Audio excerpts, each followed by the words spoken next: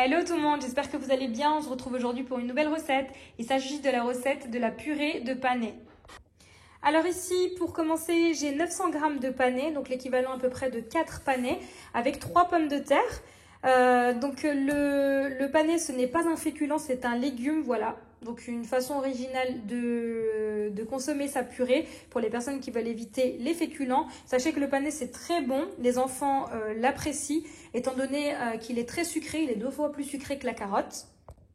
Ensuite, tout à l'heure, on va également rajouter du lait et de la crème, ainsi que du beurre, du sel, du poivre et de la noix de muscade. C'est parti, tout de suite, je vais peler mes légumes.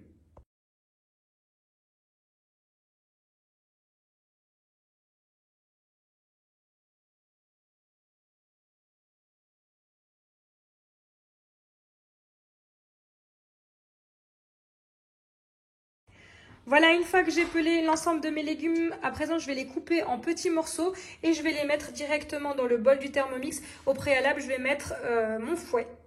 Voilà, j'installe le fouet et là je vais couper mes légumes et les placer directement dans le bol. Alors juste une chose, sachez que le panais, c'est un légume qui va s'oxyder très rapidement. Donc pareil que la pomme de terre. Donc je vous déconseille de le peler trop à l'avance. Si jamais vous voulez vous organiser et du coup vous souhaitez retirer les pelures, sachez que vous pouvez le faire tremper dans de l'eau. Alors évitez de le faire tremper coupé parce que sinon il va se regorger d'eau.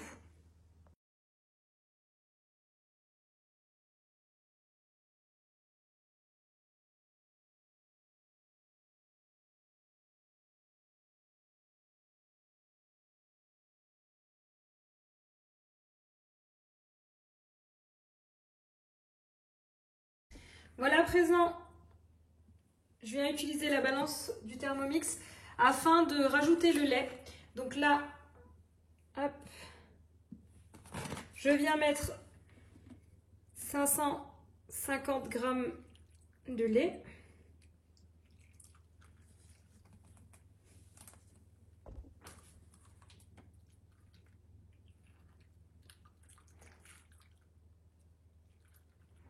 Ensuite, on va passer à l'assaisonnement.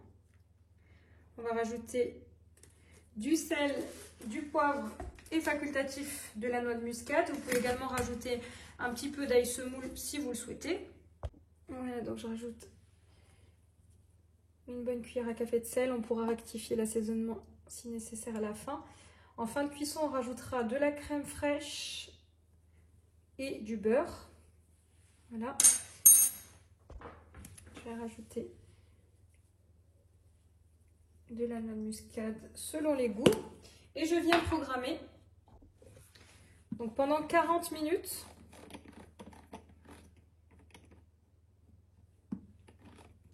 à 95 degrés pour éviter à mon lait de bouillir et en vitesse 1 et sans doubler de hauteur. Voilà, une fois nos 40 minutes passées, je vous montre déjà ce qu'on obtient sans avoir mixé notre purée. Ensuite, on vient peser à l'aide de la balance. On va rajouter 80 g de crème entière liquide. Et on va également rajouter du beurre.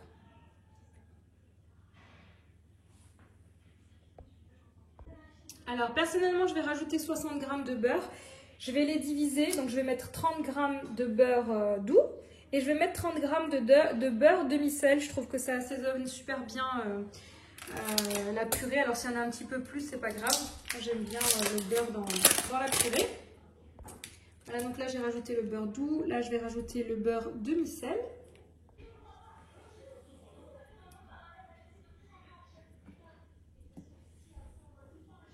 Voilà, ensuite je viens replacer le couvercle ainsi que le gobelet doseur. Voilà, et là je viens programmer pendant 1 minute. Vitesse 3,5. Alors attention, votre Thermomix peut bouger pendant que vous mixez une purée, donc je vous recommande de rester à côté. Voilà, notre purée de panais est prête. Voilà, ici je suis venue transvaser un peu de purée dans une poche à douille. Je viens couper et je viens disposer ma purée dans une assiette.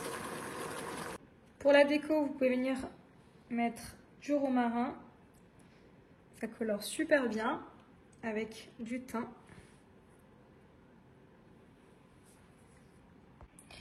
Et voici, cette vidéo arrive à sa fin. J'espère que vous avez aimé cette vidéo. N'hésitez pas à me laisser un commentaire. Et comme d'habitude, je vous dis à très vite pour de nouvelles vidéos.